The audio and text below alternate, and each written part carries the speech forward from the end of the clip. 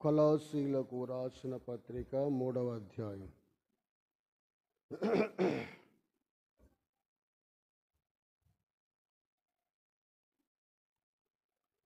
కొలస్సీలకు రాసిన పత్రిక 3వ అధ్యాయము మొదటి వచనము నుండి 4వ వచనం వరకు మనం చదువుకుందాం. కొలస్సీలకు రాసిన పత్రిక 3వ అధ్యాయము 1 నుండి 4 వచనాలు మనం చదువుకుందాం.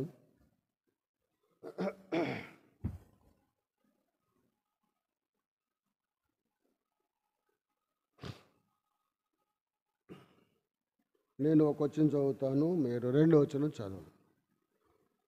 మీరు క్రీస్తుతో కూడా లేపబడిన వారైతే పైనున్న వాటినే వెదకుడి.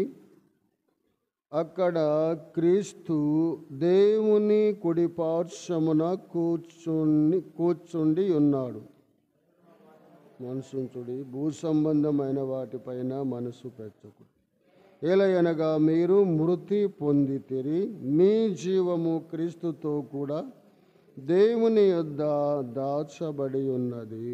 4, మనకు జీవమై ఉన్న క్రీస్తు ప్రత్యక్షమైనప్పుడు మనమును ఆయనతో కూడా మహిమయందు ప్రత్యక్షపరచబడుదుము. మనకు జీవమై ఉన్న క్రీస్తు, యేసుక్రీస్తు వారు ఎలా ఉన్నాడంటే మనకు జీవమై ఉన్న క్రీస్తుతో కూడా, మనకు జీవమై ఉన్న క్రీస్తు ప్రత్యక్షమైనప్పుడు మీరును ఆయనతో కూడా మహిమయందు ప్రత్యక్షపరచబడుదురు. దేవుడు తన మాటలను దీవించి మనందరి కొరకై ఆశీర్వదించబడునుగాక. దేవుని వాక్యములో మనం చూస్తూ వచ్చాం. చిన్న ప్రార్థన చేసుకుందాం. ప్రభువా, మీకు వందనాలు చెల్లిస్తున్నాము తండ్రి. దయా దాక్షిణ్య పూరుడవు, నమ్మదగిన దేవుడవు, సర్వాధికారివి, సర్వ సృష్టికి ఆది సంభూతుడా, నీకే స్తోత్రములు, నీకు వందనాలు చెల్లిస్తూ ఉన్నాము. ఘనమైన నామమును ఎంతో ఆరాధిస్తున్నాము తండ్రి. రాత్రి కాలములో నీ పిల్లలముగా చేరి బేతనియాలో కొంత సమయాన్ని దేవా మరి సువార్త కూడిక కలిగి ఉండటానికి మీరు ఇచ్చినటువంటి అవకాశాన్ని బట్టి స్తోత్రాలు. ఉదయకాలము ఎంతో మీరు సహాయపడ్డారు. పరిచర్యలో మీరు చేసిన ఘనమైన కార్యం కొరకై వందనాలు చెల్లిస్తూ ఉన్నాం. చేరి వచ్చిన ప్రియులందరిని బట్టి స్తోత్రాలు. ఇంకా ఎవరైనా ఆసక్తితో రావాలని వస్తుంటే వారి మార్గములో, ప్రయాణములో మీరు తోడుగా ఉండి నడిపించమని ప్రార్థిస్తూ ఉన్నాం. సమయములో నిలబడుచున్న నీ దాసుడను నన్ను నీవు బలపరచండి. కేవలము నీ మహిమ కొరకు దాసుని మీరు వాడుకుంటారని స్తుతిస్తూ ఉన్నాం. దేవా, ఎవరైతే మైకు శబ్దము ద్వారా వెలుపల ఉన్నవారు వింటున్నారో వారిలో మీ నూతనమైన కార్యాన్ని చేస్తావని విశ్వాసముతో నిన్ను ఆరాధిస్తున్నాం. ఈ దినమైన వారు రక్షణ పొందువారిగా సహాయము చేయమని ప్రార్థిస్తూ, నీ దాసునిపై నీ దృష్టి ఉంచమని, నీ ఆత్మతో నింపమని సహాయము కోరుతూ, దాసుని పైన మీ దృష్టి ఉంచి మీ ఆలోచనతో నింపండి. కీర్తన 32:8 వచనాన్ని జ్ఞాపకం చేసుకుంటున్నాం. సహాయపడండి. లూకాసు వార్త 12వ అధ్యాయం 12వ వచనాన్ని కూడా మీ దాసుని పక్షంగా మీరు జ్ఞాపకం చేసుకోమని యేసుక్రీస్తు నామములో స్తుతించి ప్రార్థించి వేడుచున్నాము తండ్రి. ఆమేన్. భాగములో మనం పాట పాడుతూ వచ్చాం. మనకు జీవమై ఉన్న క్రీస్తు ప్రభు యేసు అని పాట పాడుతూ వచ్చాం. ఈ వచనం మీదే ఆ దినాల్లో దేవుని సేవకులు పాట వ్రాశారు. ఈ వచనాన్ని ఆధారం చేసుకొని అది యవనస్తులకు వ్రాశారు. యవనస్తుల కోడికలలో ఆ పాటను వ్రాస్తూ వచ్చారు. అందుకొరకు మనము ఆ వచనాన్ని చదువుకున్నాం. సందర్భాన్ని బట్టి మనము చదివిన వచన భాగాన్ని మనము ధ్యానిస్తాం. ఏమైతే పాట పాడామో దానిలో ఉన్న కొన్ని ఆసక్తికరమైన మాటలు మనము చదువుకుంటాం. ఎందుకంటే మన సియోను పాటలన్నీ కూడా పైన ఒక వచనము ఆధారం చేసుకుని రాస్తారు. మీకు ఎక్కడ రాయరు. చాలా సంఘాలు ఉన్నాయి, ఎన్నెన్నో మరి ఉన్నవి. కానీ మన లాంటి విధానములో ఒక వచనాన్ని ఆధారం చేసుకుని పాట వ్రాసేది మనమే. భక్సింగ్ గారు ఆ దినాల్లో ఆయన పరిచర్యలో ఆయనతో సమకాలికులైన వారు ఆయన చెప్పిన వాక్యాన్ని ఆధారం చేసుకుని దాని నుండి పాట వ్రాసేవారు. అందుకనే ప్రతి పాటల పైన ఏముంటుంది, ఫలాని వాక్యము అని రాసి ఉంటుంది కదా. అందుకొరకై మన పాటలు ఆత్మీయమైన పాటలు, ఆత్మీయంగా ఉంటాయి. పాడవచ్చు, చాలామంది పాడుతున్నారు, కాదని కాదు. కానీ మన సియోను పాటలు చాలా ఆత్మీయమైన పాటలు.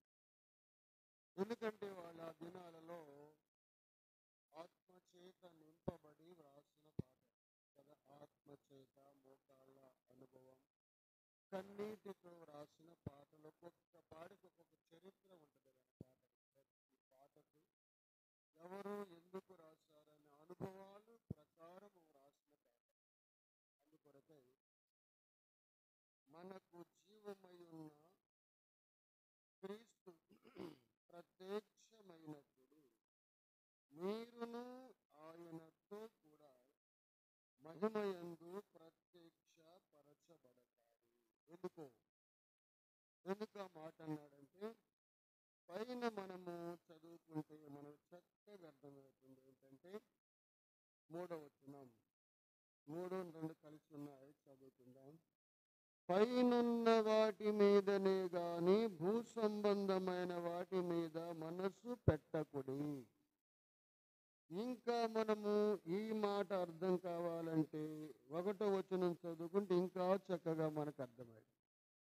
బైబిల్ మనకు చక్కగా అర్థమయ్యిద్ది. మనము చదువుతున్నప్పుడే బైబిల్ మనకు చక్కగా ఆత్మీయమైన సంగతులు అర్థమవుతాయి. కానీ ప్రజలు అర్థం చేసుకోలేరు. ఒకవేళ చెప్తున్నా కానీ వినరు కదా. దేవుని వాక్యము చెప్తున్నా కానీ వినరు. మనుషులే ఇక్కడ ఉంటారు కానీ మనసు ఎక్కడెక్కడికో పోతూ ఉంటుంది. అందుకని ప్రజలకి ఈ దినాల్లో వాక్యము అర్థం కావటం లేదు. ఎందుకు అర్థం కావటం లేదంటే వింటల్లా కదా, వినటం లేదు. కాబట్టి వాక్యాన్ని అర్థం చేసుకోలేకపోతున్నారు. రోమీలకు రాసిన పత్రిక 10వ అధ్యాయంలో 17వ వచనంలో ఏముందంటే, ఏముంది, వినుట వలన విశ్వాసము కలుగును. ఏమింటే క్రీస్తును గూర్చినటువంటి మాట వింటే క్రీస్తు పైన విశ్వాసం కలుగుతుంది. కానీ ఈ దినాలు అలా లేరు. ప్రజలు ఎలా ఉన్నారంటే ఇక్కడ అక్కడ ఎక్కడ ఉంటే అక్కడ పరుగులెత్తుతున్నారు. ఎక్కడ ఉంటే అక్కడకు పరుగులెత్తుతున్నారు. అక్కడ లేదు, ఇక్కడ లేదు. అక్కడ నేర్చుకోలేరు, ఇక్కడ నేర్చుకోలేరు కదా. అక్కడ చెప్పేది ఇదే, ఇక్కడ చెప్పేది ఇదే. కానీ అక్కడ వినరు, ఇక్కడ వినరు. కాకుంటే ఆహా ఓహో అంటారు. వాళ్ళు ఏమంటారంటే తలంపు అల్ప సంతోషం కదా. అలాంటి మనుషులు అల్ప సంతోషముగా ఉంటారు. యేసుప్రభు 4 రకాల నేలలు చెప్పాడు కదా. ఒకటి త్రొక్కబడిన నేల, 2 రాతి నేల, 3 ముండ్ల తుప్పల నేల, 4 మంచి నేల. ఈ 4 రకాల నేలలు దేంతో పోల్చాడంటే మన హృదయంనే పోల్చాడు. మన హృదయమే ఈ 4 రకాల నేలలను పోలి ఉందని మనకు అర్థం కావటానికి యేసు ప్రభువారు భూమి మీద ఉన్నవి మాదిరి చూపించి ఉపమానాలు చెప్పారు కదా. మనకు తెలియదు, పరలోకములో ఉన్న సంగతులు మనకు తెలియదు. భూమి మీద ఉన్నవే తెలియకపోతే పరలోకంలో ఉన్నాయి ఏం తెలుస్తాయి? అందుకొరకై పరలోకములో ఉన్న సంగతులను భూమి మీద మనం చూస్తున్న వాటితో పోల్చి చెప్పాడు. ఎందుకని? మనం అర్థం చేసుకుంటామని. మనం అర్థం చేసుకోవటానికి మనకు త్రొక్కబడిన నేల తెలుసు, ముండ్ల తుప్పల నేల తెలుసు, రాతి నేల తెలుసు, మంచి నేల కూడా తెలుసు. అయితే ఈ 4 రకాల నేలలు ఏంటంటే మన హృదయమే ఈ 4 విధాలుగా ఉంటున్నాయి. అందుకొరకై కొందరు ఎలా ఉంటారంటే అక్కడికి వెళ్ళి ఎలా ఉంటారంటే వారు అల్ప సంతోషం. అక్కడ ఒక మాట వింటారు, ఇక్కడ ఒక మాట వింటారు, ఆహో అంటారు, ఓహో అంటారు, అంతే. వారిలో ఒక స్థిరమైన మనసు ఉండదు కదా.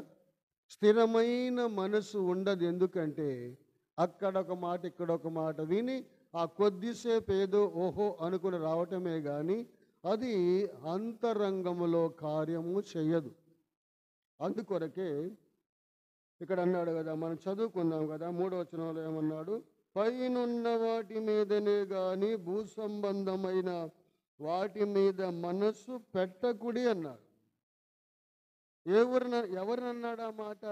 1వ వచనం చూద్దాం, చూడండి. మీరు క్రీస్తుతో కూడా లేపబడిన వారైతే పైనున్న వాటిని వెదుకుడి, అక్కడ క్రీస్తు దేవుని కుడి పార్శ్వమున కూర్చున్నాడు. ఏమన్నాడు ఇక్కడ? మీరు క్రీస్తుతో కూడా లేపబడిన వారైతే అన్నాడు. క్రీస్తుతో కూడా లేపబడిన వారైతే క్రీస్తులాగా చనిపోవాలి కదా. యేసుక్రీస్తు వారు మన కొరకై భూమి మీదకి వచ్చాడు. 33.5 సంవత్సరాలు భూమి మీద సంచరించాడు. ఆయన ప్రేమ మాదిరి చూపించాడు. సిలువపై ఆయన రక్తాన్ని ధారపోశాడు. సిలువపై చనిపోయాడు, సమాధి చేయబడ్డాడు, తిరిగి లేచాడు. అందుకేమన్నాడు? మీరు క్రీస్తుతో కూడా లేపబడిన వారంటే క్రీస్తు వలె చనిపోవాలి. క్రీస్తు మన కోసం చనిపోయాడు. మనము దేని విషయంలో చనిపోవాలంటే మన పాపముల విషయంలో మనము కూడా చచ్చిపోవాలి. చచ్చిపోతేనే తిరిగి లేస్తాం. గోధుమ గింజ కానీ ఏ గింజ అయినా కానీ భూమిలో పడినప్పుడు ఆ గింజ చనిపోతుంది, దానిలో నుండి ఏమొస్తుంది? జీవం వస్తుంది. అది కానీ చనిపోతే దానిలో నుండి జీవం రాదు. ఈ మాటలో మా యోహాను సువార్త 12వ అధ్యాయంలో ప్రభు చెబుతూ వచ్చారు. కాబట్టి మనం కూడా పాపముల విషయములో చనిపోయి సమాధి చేయబడితేనే గాని మరలా మనలో నుండి ఏమొస్తుందంటే నూతన జీవం. అదే క్రీస్తు జీవం. ఎందుకంటే మనము అపరాధముల చేతను పాపముల చేతను చచ్చిపోయి ఉన్నాం. చచ్చిపోయిన మన కొరకు ఈ లోకానికి వచ్చి యేసు ప్రభువారు మన కొరకు చనిపోయాడు. చనిపోయి ఆయన మన కొరకు చనిపోయి సమాధి చేయబడి తిరిగి లేచాడు. అలానే మనము కూడా మన పాపముల విషయములో సంపూర్తిగా చనిపోయి సమాధి చేయబడి ఆయన వలె తిరిగి లేచదని ఏమన్నారు? అదే బాప్టిజం. అందుకొరకు అంటున్నాడు, మీరు క్రీస్తుతో కూడా లేపబడిన వారైతే పైనున్న వాటినే వెదకుడి అన్నాడు. అక్కడ క్రీస్తు దేవుని కుడి పార్శ్వమున కూర్చున్నాడు. యేసు ప్రభువారు ఎక్కడ ఉన్నాడంటే దేవుని కుడి పార్శ్వమున కూర్చున్నాడు. కూర్చుని ఏం చేస్తున్నాడు? ఆయన విజ్ఞాపన చేస్తున్నాడు మన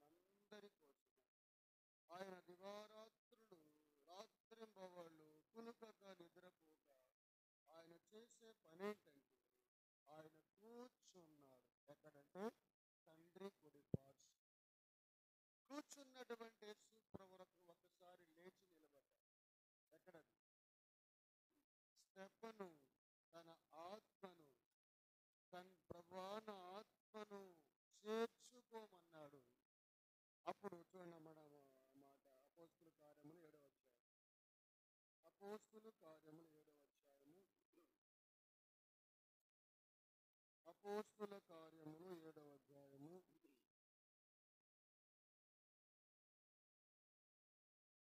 55వ వచనం. అయితే అతడు పరిశుద్ధాత్మతో నిండుకొనిన వాడై ఆకాశం వైపు తేరి చూసి దేవుని మహిమను, యేసు దేవుని కుడి పార్శ్వమున నిలిచియుండుట చూచాడని. ఎక్కడున్నాడు? కూర్చున్నటువంటి యేసు ప్రభువు ఏం చేశాడంట? లేచి నిలిచాడని. ఎవరి కోసం?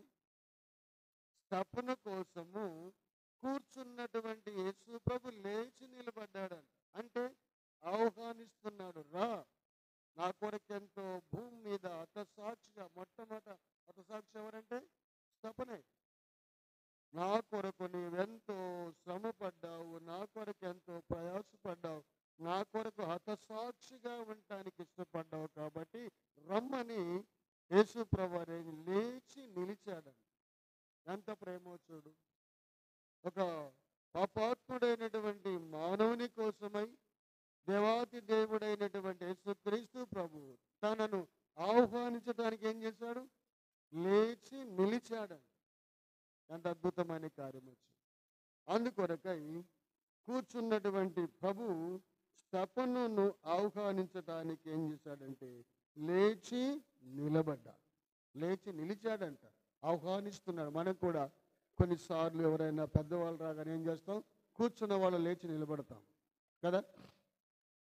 అలానే అంతటి దేవాతి దేవుడు పాపాత్ముడైన మానవుని కోసమై లేచి నిలిచాడంట. రమ్మని ఆహ్వానిస్తున్నాడు.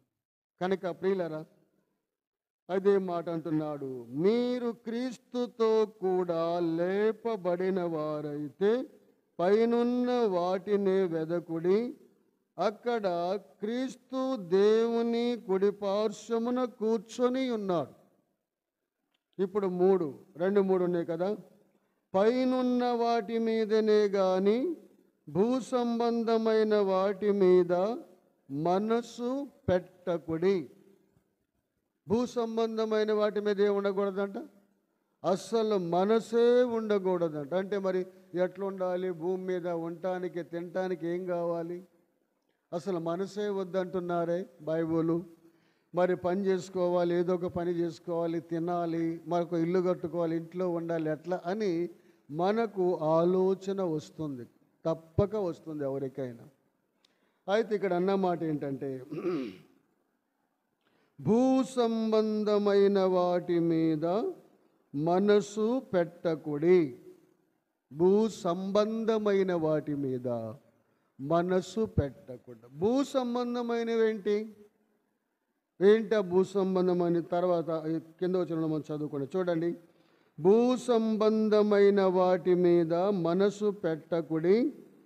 కింద 3, ఏలయనగా మీరు మృతి పొందితిరి, మీ జీవము క్రీస్తుతో కూడా దేవుని యొద్ద దాచబడి ఉన్నదంట. అందుకు మీరు మృతి పొందారు. అయితే మీ జీవం ఎక్కడుందంటే క్రీస్తుతో కూడా దాచిపెట్టబడి ఉందంట.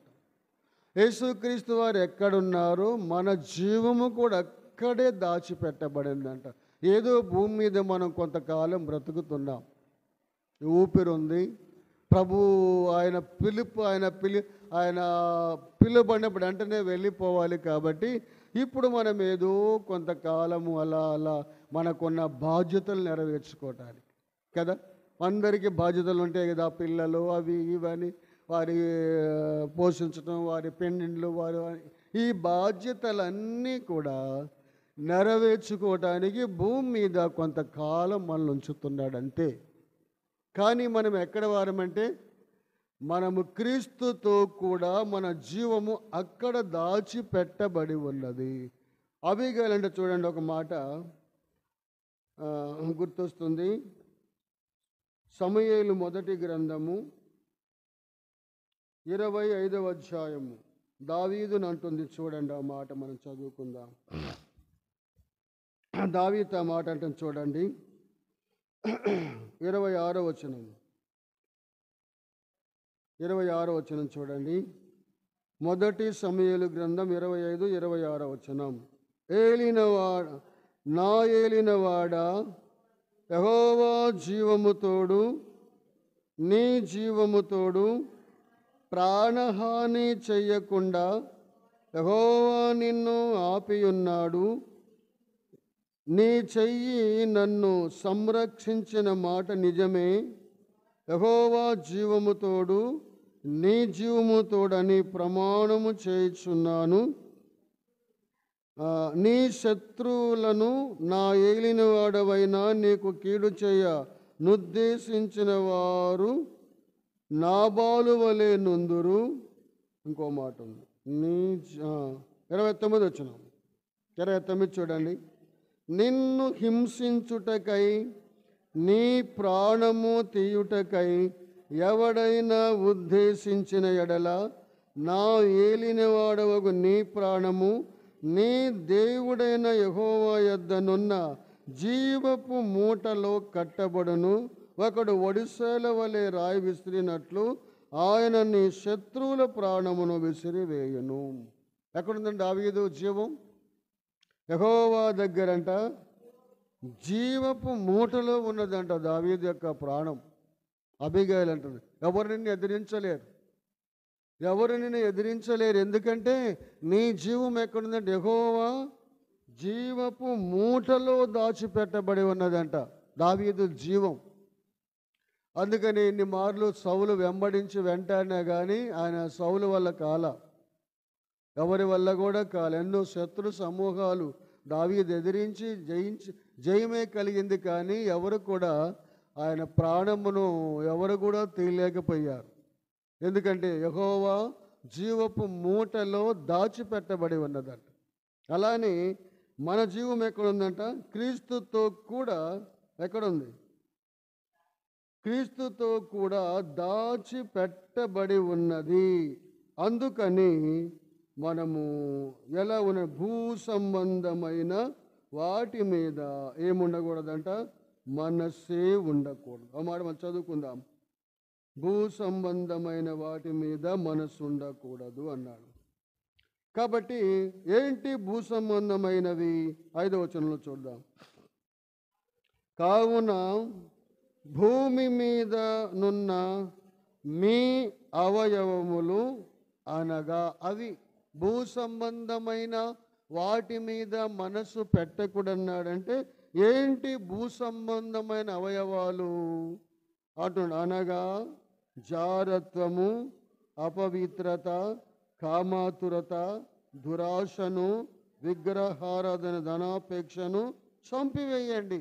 ఇవి భూ సంబంధమైన అవయవాలు. ఈ భూ సంబంధమైన అవయవాలపై ఏముండకూడదంట? అసలు మనసే పెట్టకూడదంట.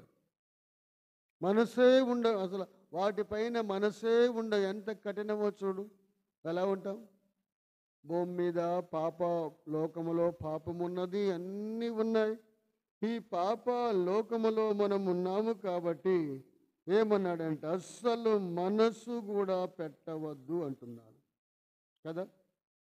కాబట్టి మనం మనసు కూడా పెట్టకుండా ఉండాలంటే మన మనసంతా కూడా దేవుని పైనే ఉండాలి. ఎందుకంటే మనం క్రీస్తుతో కూడా మనము ఎక్కడ ఆయన జీవము దాచిపెట్టబడిందో మనము కూడా ఆయన వలె ఆయనతో ఉన్నాము. కాబట్టి అందుకే 4వ వచనం, మనకు జీవమై ఉన్న క్రీస్తు ప్రత్యక్షమైనప్పుడు మీరును ఆయనతో కూడా మహిమయందు ప్రత్యక్షపరచు. ఒక దినాన ప్రభు వస్తాడు, ఆయన మధ్యాకాశానికి వస్తాడు. ఆయన మధ్యాకాశానికి వచ్చినప్పుడు మనలను కూడా ఆయన కొనిపోతాడు పరలోకానికి. ఆయనతో కూడా మనం ఉంటాం. అక్కడ ఉంది మన జీవం. అందుకొరకే మనకు జీవమయ్యున్న క్రీస్తు అనే మాటను, మన జీవం ఎలాంటిదో బైబిల్లో కొన్ని మాటలు మనము చదువుకుందాం. ఎలాంటి జీవాన్ని ప్రభువు మనకిచ్చాడో కొన్ని మాటలు బైబిల్లో మనం చదువుకుందాం. రిఫరెన్స్ వరకు చెప్తాను. మన టైం ఇంకా 10 నిమిషాలు ఉంది, 15 నిమిషాలు ఉంది. కాబట్టి 15 నిమిషాల్లో మన జీవము అనే మాటను ఆధారం చేసుకుని కొన్ని మాటలు మనము చూద్దాం బైబిల్లో. చూడండి, మన జీవము యోహాను సువార్త 1వ అధ్యాయం 4వ వచనం చదువుకుందాం. మనకు జీవము వెలుగుచుండు జీవం అంటాము. చూడండి ఆ మాట 4వ వచనంలో 1:4. ఆయనలో జీవముండెను, ఆ జీవము మనుషులకు వెలుగై ఉండెను. అంటే మొట్టమొదటి తలంపు ఏంటంటే వెలిగించుచుండు జీవాన్ని పొంది అన్ని వేళలా వెలిగించబడిన జీవాన్ని ఇచ్చాడు యేసుక్రీస్తు ప్రభువు. అందుకన్నాడు కదా. మళ్ళా చూడండి 4వ వచనంలో 4వ వచనం వెలుగు 4వ వచనం. ఆయనలో జీవముండెను, ఆ జీవము మనుషులకు వెలుగై ఉన్నది. ఆయనలో ఉన్న జీవం మనకేముందట? వెలుగు. ఆయన అంటే మనం వెలిగించబడుచుండు జీవాన్ని దేవుడు మనకిచ్చాడు. అందుకే మనం కూడా అన్ని వేళలా ఎలా ఉంటామంటే వెలిగించబడిన జీవముతో నింపాడు యేసుక్రీస్తు వారు మనలను. రెండో తలంపు చూడండి. రెండో తలంపు సమృద్ధి అయిన జీవాన్ని ఇచ్చాడు యేసు ప్రభువారు. మనకు ఏ జీవం అంటే సమృద్ధి అయిన జీవం. యోహాను సువార్త 10వ అధ్యాయము 10వ వచనం. యోహాను సువార్త 10వ అధ్యాయం 10వ వచనం. సమృద్ధి అయిన జీవం 10 చదువుకుందాం. 10వ వచనం. దొంగతనమును హత్యను నాశనము చేయుటకు వచ్చును గాని మరి దేనికి రాడు. గొర్రెలకు జీవము కలుగునట్లును అది సమృద్ధిగా కలుగునట్లును నేను వచ్చి తినని మీతో నిశ్చయముగా చెప్పుచున్నాను.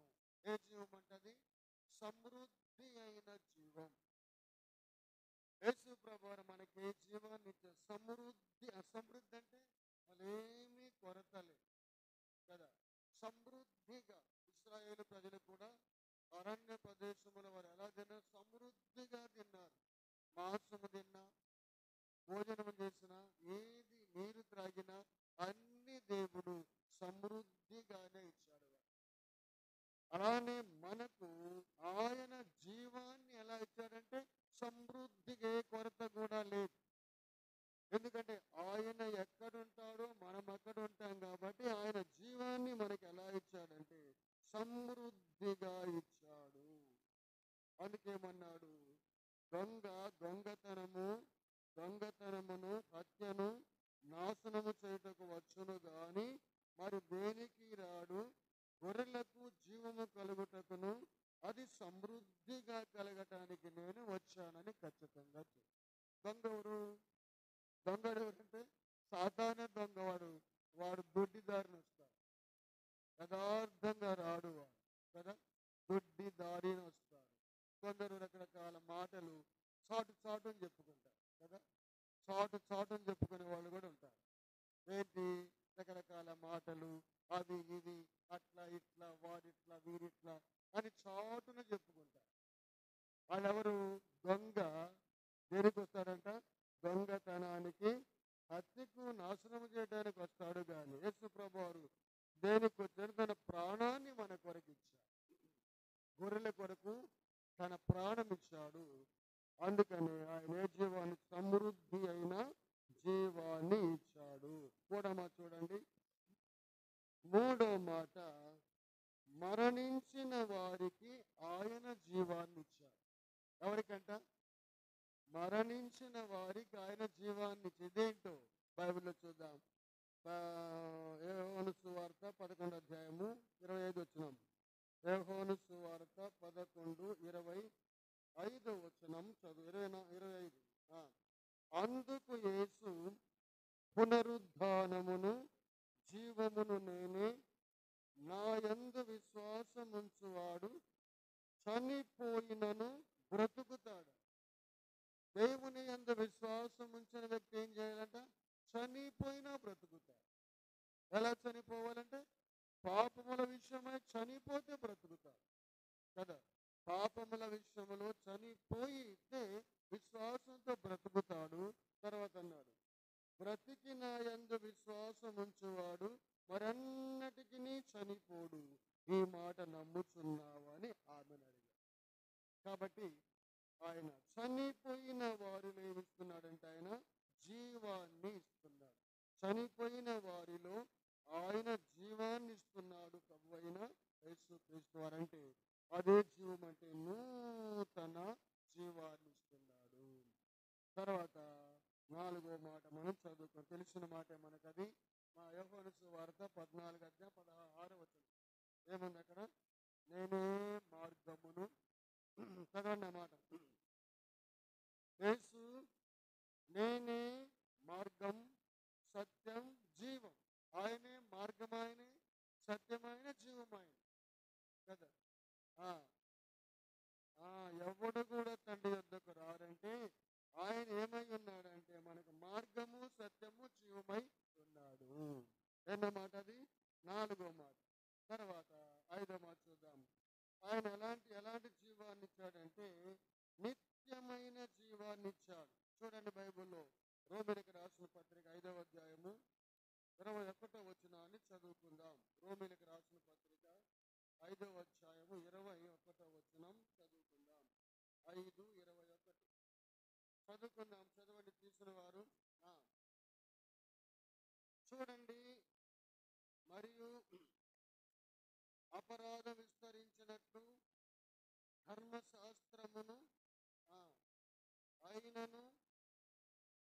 అయినను పాపం మరణమును ఆధారం చేసుకొని ఎలాగు ఏలెను, అలాగే నిత్య జీవము కలుగుటకై నీతి ద్వారా కృపయు మన ప్రభువైన యేసుక్రీస్తు మూలముగా ఏలు నిమిత్తము పాపం ఎక్కడ విస్తరించినక్కడ కృప అపరిమితంగా విస్తరించును. ఇక్కడేముంది మనం చూసాం, అలాగే నిత్య జీవము కలుగు. అంటే ప్రభు మనకేమిచ్చాడు? నిత్య జీవాన్ని. అంటే నిత్యము కూడా మనము జీవిస్తాం. నిత్యము కూడా జీవిస్తాం. నిత్యం అందరూ జీవిస్తారు. పాపి కూడా నిత్యము జీవిస్తారు. దేవుని నమ్మని వ్యక్తి కూడా నిత్యము జీవిస్తూనే ఉంటారు. అంటే తేడాలు ఏంటంటే యేసు ప్రభువును అంగీకరించకుండా ఉన్న వ్యక్తి ఎక్కడ నిత్య జీవం ఉంటుందంటే అగ్నిగుండంలో ఉంటుంది. అక్కడ ఏడ్పు, పండు కొరుకుట, వేదన. యేసు ప్రభువును అంగీకరించిన వారు నిత్యము జీవిస్తూనే ఉంటారు. యేసు ప్రభువును అంగీకరించిన వాడు జీవిస్తాడు కానీ యాతనకరమైనటువంటి స్థలములో ఉంటాడు. ఎందుకంటే మన ఆత్మకు చావు లేదు. మన ఆత్మకు చావు లేదు కాబట్టి నరకములో యాతన పడుతూ వాడు ఎంతకాలం అంట? యుగాయుగాలు అగ్నిగుండములో పండ్లు కొరుకుచు యాతనకరమైన స్థలం. అగ్ని ఆరదు, పురుగు చావదు. పురుగు అంటే మన ఆత్మే పురుగు, దానికి చావు లేదు. కాబట్టి అందుకే యేసు ప్రభువు మనకేమి ఇచ్చాడంటే నిత్య జీవాన్ని ఇచ్చాడు. ఎన్నో మాట ఇది? 5-6వ మాట చూడండి దేవుని వాక్యములో. తిమోతికి రాసిన పత్రిక 1:10 చదువుకుందాం. 1వ అధ్యాయం తిమోతికి రాసిన పత్రిక 1వ అధ్యాయం 2వ పత్రిక 1వ అధ్యాయం 10వ వచనం చదువుకుందాం. తిమోతికి రాసిన 2వ పత్రిక 1:10 వచనాన్ని చదువుకుందాం. చదవండి ఒకరు. చదవయ్యా. తన స్వకీయ సంకల్పమును బట్టి అనాది కాలమున క్రీస్తు యేసునందు మనకు అనుగ్రహింపబడినది మన రక్షకుని బయలుపరచబడి ఆ, ఆ, మనల్ని రక్షించి ఆ, ఆ, ఆయన మనలను పిలిచెను. ఆ క్రీస్తు యేసు మరణమును నిరార్థకము చేసి జీవమును అక్షయతను సువార్త వలన వెలుగులోనికి తెచ్చాడు. ఏం చేశాడంట? మరణాన్ని తీసివేశాడు. ఆయన జీవాన్ని మనలో పోశాడు. మనపై ఉన్న మరణాన్ని తొలగించాడు, ఆయన జీవాన్ని. అందుకే ఆ మాట అన్నాడు కదా, చూడండి. మరణమును నిరార్థకము చేసి జీవమును అక్షయతను సువార్త వలన వెలుగులోనికి తెచ్చాడు. మరణాన్ని తొలగించాడు. ఏమిచ్చాడు? జీవాన్ని మనలో పోశాడు. అందుకొరకై 6వ మాట ఏంటంటే, మరణాన్ని తీసివేశాడు, ఆయన జీవాన్ని ఇచ్చాడు. వీటన్నిటికీ పునాది ఏంటి? ఒక మాట చదువుకుందాం. 7వ మాట, యోహాను రాసిన మొదటి పత్రిక 5వ అధ్యాయం 12వ వచనం చదువుకుందాం. 5:12 వచనాన్ని చదువుకుందాం. యోహాను రాసిన మొదటి పత్రిక 5:12 వచనం. దేవుని కుమారుని అంగీకరించువాడు జీవము గలవాడు, దేవుని కుమారుని అంగీకరింపనివాడు జీవము లేనివాడు. అది పునాది. ఎవరంటే పునాది? యేసుక్రీస్తే పునాది, ఆయన జీవమే పునాది. అందుకేమన్నాడు? దేవుని కుమారుని అంగీకరించువాడు జీవము గలవాడు, తర్వాత దేవుని కుమారుని అంగీకరింపనివాడు జీవము లేనివాడు. అంటే జీవానికి పునాది ఎవరంటే యేసుక్రీస్తు ప్రభువే పునాది. కాబట్టి మనం 7 మాటలు మనం చూసాం. 1, వెలిగించబడు జీవము. 2, సమృద్ధి అయిన జీవము. 3, మరణించిన వారికి మరలా జీవము.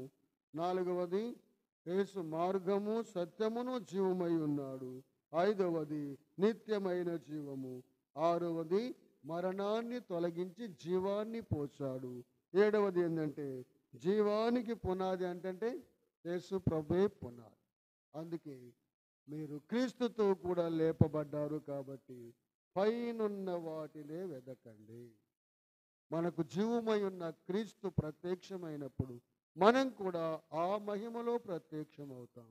అంతవరకు మనం ప్రభువు కొరకు కనిపెట్టుకుంటూ ఆయన కొరకు వేచి ఉండి, ఏ సమయం ఆయన వస్తాడో, ఏ గడియలో వస్తాడో మనకు తెలియదు. కాబట్టి అన్ని గడియలు, అన్ని సమయాలు మనము ఆయన కొరకు సిద్ధపడి ఉండాలని దేవుడు మనకు రాత్రి మనం హెచ్చరించి మనకు స్థిరమైన మనసు కలిగించును గాక.